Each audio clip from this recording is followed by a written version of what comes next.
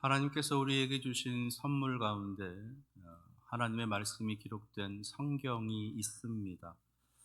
이 성경 속에는 하나님의 백성으로서 이렇게 살아가라라고 하시는 하나님의 뜻이, 하나님의 마음이 담겨져 있습니다.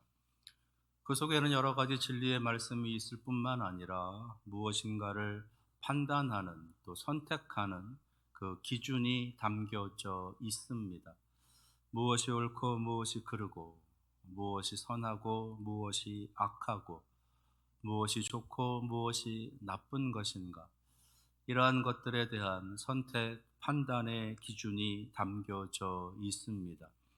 그래서 성도들로 하여금 그 말씀을 늘 가까이 하면서 옳고 그름을 판단할 때, 선과 악을 판단할 때, 좋고 나쁨에 대해서 이제 선택해야 할 때, 그 삶의 기준을 잡아주시면서 옳음을 선택하라고, 바름을 선택하라고, 선함을 선택하라고 늘 말씀하시는 겁니다. 그래서 성도는 말씀을 늘 가까이 해야 합니다. 우리의 머릿속에 담아두는 것만으로, 우리의 기억 속에 담아두는 것만으로 멈추지 말고 늘 지니고 다니면서 판단이 어려울 때마다 찾아 읽어보고 또 묵상하면서 우리의 삶이 그릇됨으로 나아가지 아니하도록 다른 길로 가지 않고 하나님의 말씀을 따라, 하나님의 그 진리를 따라서 선하고 바르고 옳은 그 길을 따라서 살아가려고 하는 그런 모습을 우리가 간직해 가야 되겠다라는 거지요. 그래서 이 성경은 우리 성도들에게 있어서 삶의 능력이고 삶의 기준이며 나아가 우리의 생명이 되는 것입니다. 그러니까 성경은 우리의 생명인 겁니다. 성경을 잃으면 생명을 잃는 것이고, 성경을 잃어버리게 되면 우리의 생명도 잃어버리게 되는 것이에요. 그런 의미에서 성경은 바로 우리에게 믿음의 성도로서 어떠한 삶을 잘 살아갈 수 있는 선택의 기준, 판단의 기준이 되어지는 것입니다. 지난주에 하나님의 말씀을 함께 나누면서 영의 생각은 생명과 평안이라 라는 말씀을 드렸지요. 육신의 생각은 사망인데 영의 생각은 생명과 평안이라.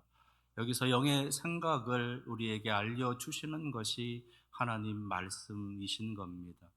말씀은 우리에게 생명과 평안을 안겨주는 거예요.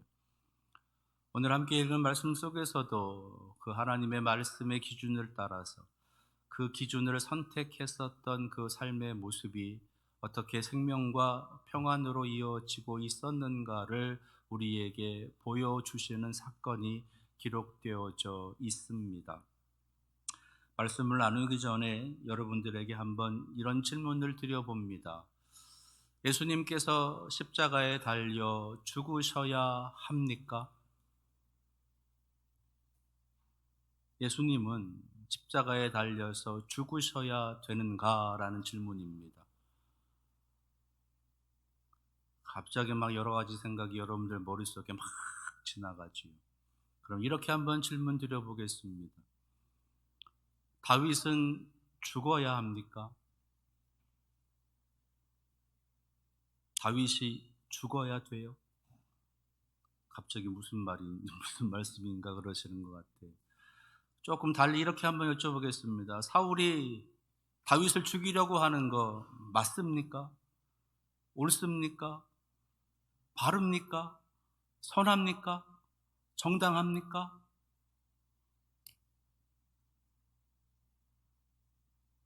큰 소리로 답은 못 하시지만 여러분들 마음속에는 그게 있을 거예요.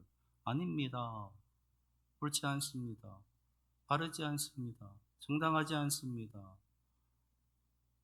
라는 게 마음에 있을 거예요. 예수 그리스도께서 십자가에 달려 죽으셔야 된다라고 하는 것, 여러 가지 많은 신학적인 의미들을 다 떠나서 예수님께서 살아계신 그 당시에 많은 사람들에게 붙잡혀서 유대인들로부터 죽여라 죽여라라고 하는 소리를 듣고 그러면서 결국은 십자가에 달려 죽어가는 그 모습, 정말로 예수님께서 그렇게 죽으셔야만 되는 그런 인물이었느냐라고 하는 것, 그것에 대해서도 우리들 마음에는 아닙니다라고 하는 대답이 담겨져 있다는 거지요. 그런데 안타까운 것은 2000년 전에 예수 그리스도께서 그렇게 십자가에 달려 죽어 가시는 그 모습을 보면서 아니라고 예수님은 그렇게 죽어서는 안 된다고, 예수님을 그렇게 죽여서는 안 되는 것이라고, 그것은 옳지 않다고, 그것은 정당하지 않은 것이다라고 외치는 자가 한 사람도 없었다라고 하는 것.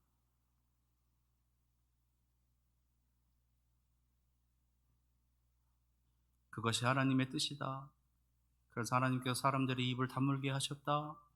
하나님의 다스리심 가운데 온 인류를 구원하시기 위한 하나님의 계획하심 속에 있었기 때문에 아무도 그렇게 하지 못했다라고 하는 변명을 될 수도 있습니다. 근데 그것은 지금 우리들이 할 수 있는 이야기고, 그 당시에 예수님과 함께 같은 시대를 살았었던 그 사람들, 적어도 그 십자가라고 하는 그 십자가상에 같이 함께 모여 있었던 사람들, 아니 예수 그리스도를 그토록 따라다니고 있었던 그들의 제자들, 예수님으로부터 수많은 치유와 수많은 기적을 경험하면서 놀라운 은혜를 경험하고 예수 그리스도의 능력 가운데 살았었던 그 사람들, 보지 못했던 자가 보게 되고 걷지 못했던 자가 걷게 되고 여러 가지 많은 질병 가운데 있었던 자들이 다 고침을 받았었던, 놀라운 그런 은혜를 받았었던, 그런 선물을 받았었던 그 사람들 중에는 누군가가 뛰어나와서 아니라고 그렇게 아무도 얘기하지 못했다라고 하는 것.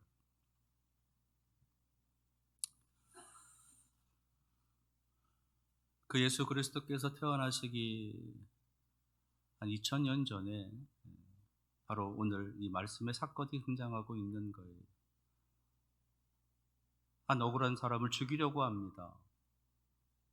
죽이려고 하는 사람의 이름은 사울, 죽임을 당해야 되는 사람의 이름은 다윗. 근데요, 너무도 감사한 것은 죽이려고 하고 있는 그 사울을 향해서 아니라고 담대히 외치고 있는 한 사람이 있었다라고 하는 것이, 그 사람의 이름은 요나단입니다. 다윗의 친구이고 사울의 아들입니다. 오늘 함께 읽은 말씀 속에는 그 요나단이 그냥 막연히 다윗을 좋아해서, 다윗을 사랑해서, 다윗과 친구이기 때문에 아버지 사울을 향해서 다윗을 죽여야 된다라고 그렇게 정에 매이면서 그렇게 말하지만은 않고 있다라고 하는 거예요. 다윗을 죽여서는 안 되는 이유, 그것에 대해서 분명히 이야기를 합니다. 그러면서 오늘 5절에 있는 말씀 하반절에 말씀을 보시게 되면 다윗이 행하고 있는 그 일은 선합니다. 4절입니다. 4절 하반절에 그가 왕께 행한 일은 심히 선함이니이다. 다윗이 하고 있는 저 일은 선한 일이다, 옳은 일이다, 이것은 옳다라고 말하고 있다는 거예요. 그러면서 그 옳음의 근거, 그 선함의 근거, 그 바름의 근거가 무엇인가를 우리에게 알려주고 있어요. 그것이 5절 말씀에 기록되어져 있는 겁니다. 먼저는 자기 생명을 아끼지 않고 우리를 위해서 골리앗 앞에 나아가 싸웠던 사람이다라는 겁니다. 거대한 장군 골리앗 앞에 그 누구도 나서지 못할 때, 그 기에 눌려서 그 앞에 두려움 가운데 아무도 나서지 못하고 있을 때에 그 죽음의 위협을 담대하게 걷어차고 자리에서 분연히 일어나서 그 골리앗 앞에 나아가고 있는, 그가 죽이면 나는 죽겠노라라고 하는 그런 마음의 다짐을 하면서 그 골리앗 앞에 나아가고 있는 다윗의 모습, 자기의 생명을 아끼지 않고 나라를 위해서, 공동체를 위해서, 하나님을 위해서 그의 목숨을 내놓고 있는 다윗의 그 모습, 그는 자기의 생명을 아끼지 아니한 사람, 자기의 생명을 기꺼이 희생하고 있는 사람이다. 그 모습은 선하다, 그 모습은 옳다라고 하는 것을 아버지 사울에게 말해주고 있는 거예요. 또 하나는 여호와께서는 온 이스라엘을 위하여 큰 구원을 이루셨으므로 라고 하는 구절이 있지요. 다윗을 통해서 하나님께서는 이스라엘을 구원하는 일을 펼쳐 가셨습니다. 그 놀라운 일에 다윗이 쓰임을 받은 것입니다. 우리는 하나님의 그 놀라운 구원하심을 그렇게 받을 수가 있었는데 그 일에 쓰임 받은 사람이 다윗입니다. 다윗은 하나님의 도구였습니다. 그 모습은 선합니다. 그가 하고 있는 일은 바릅니다, 옳습니다 라고 말하고 있는 것이에요. 그러면서 이어서 또 이렇게 이야기를 합니다. 왕이 그것을 보고 기뻐하였거늘 왕도 그것이 기쁘지 않았습니까? 다윗은 왕에게 기쁨을 주는 사람이었습니다. 다윗은 공동체에게, 우리 이스라엘에게 이 나라의 기쁨이 되는 사람이었습니다. 다윗도, 아니 사울도 그것을 인정하지 않습니까? 당신도 그렇게 기뻐하지 않았습니까? 아버지 당신도 그 다윗의 모습을 보면서 기뻐하지 않았습니까? 당신에게 기쁨이 되고 이스라엘의 기쁨이 되고 이 나라의 기쁨이 되고 많은 사람들의 생명을 살리는 이가 다윗이었습니다 라고 말하고 있는 거예요. 그러면서 그것이 옳다고, 그것이 선한 일이라고, 그것이 바른 일이라고 담대하게 외치고 있는 겁니다. 그러면서 마지막으로 하고 있는 말이 그것이에요. 어찌해서 까닭없이 다윗을 죽여서 죄를 범하려 하시나이까.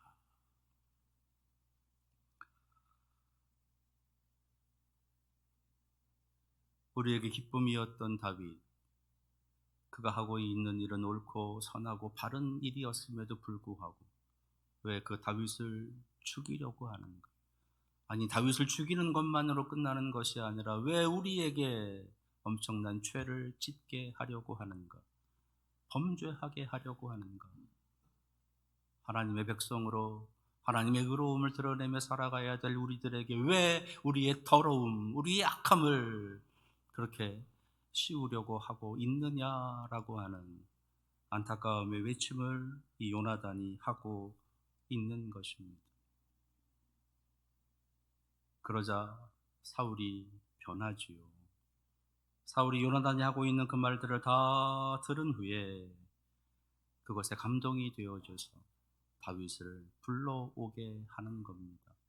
그리고서는 한동안을 이 사울과 다윗이 함께하는 모습으로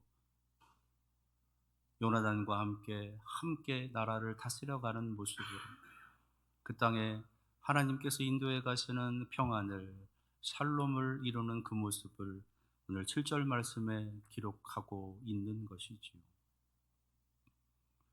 요나단이라고 하는 그 한 사람의 이것이 옳습니다, 이것이 바릅니다, 이것이 선합니다 라고 하는 그 담대한 외침이 결국 이스라엘이라고 하는 나라에, 아니 적어도 사울과 그와 함께하고 있는 많은 정치 그룹들을, 그 사람들을 하나님께서 다스려 가시는 하나님의 나라를, 샬롬을 누릴 수 있게 해 주었다라고 하는 것.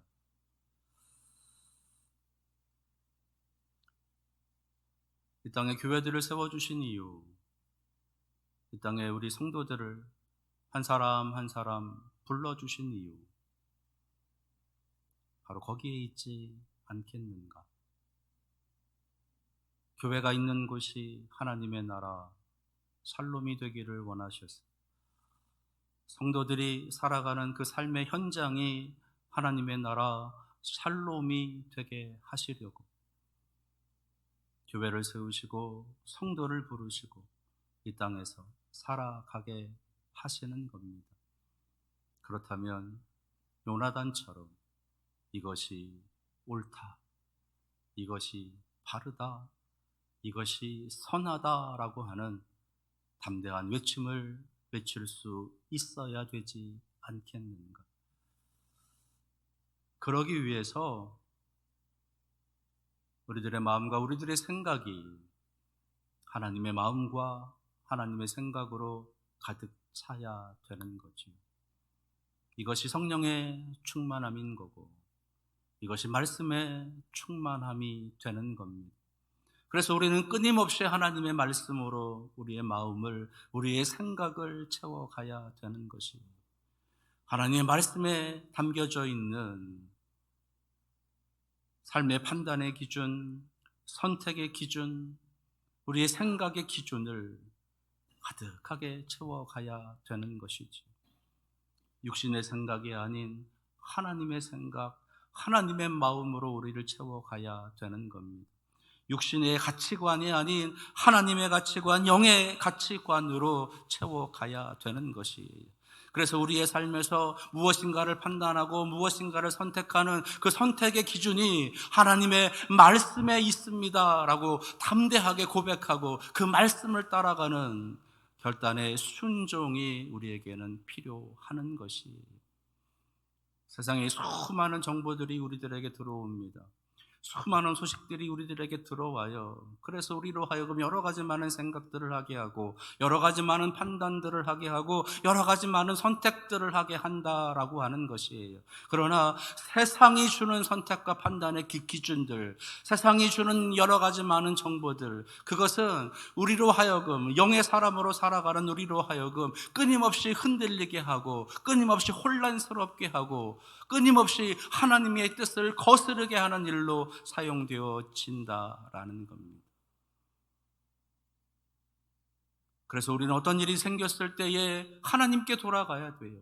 어떤 일들이 우리 앞에 벌어졌을 때에 하나님께 여쭤봐야 됩니다. 하나님의 말씀으로 들어가야 돼요. 하나님께서 무엇라 말씀하시는지, 하나님께서 어떻게 말씀하시는지, 하나님께서 그 사건에 대해서, 그 일들에 대해서 어떻게 판단하고 계시는지 돌아가야 되는 것이에요.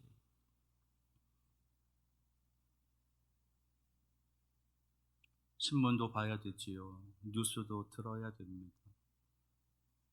여러 가지 세상 돌아가는 정보들을 여러 가지 많은 매체들을 통해서 우리가 받기도 해야 합니다. 그러나 그보다 더 중요한 판단의 기준, 선택의 근거, 그것은 하나님의 말씀인 거예요.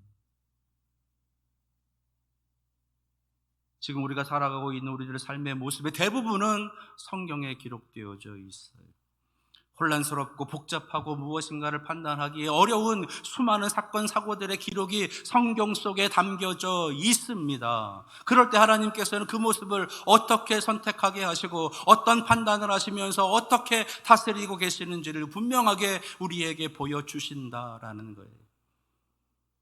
그것이 우리의 가치관이고 그것이 우리의 생명이고 평안이 되는 거예요.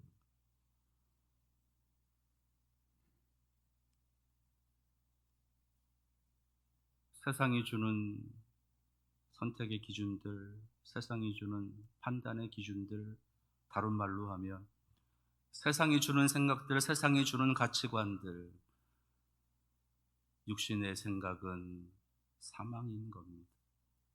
그러나 하나님이 주시는 생각, 하나님이 주시는 판단의 기준, 하나님이 내려주시는 가치관은 생명과 평안으로 나아가는 거예요.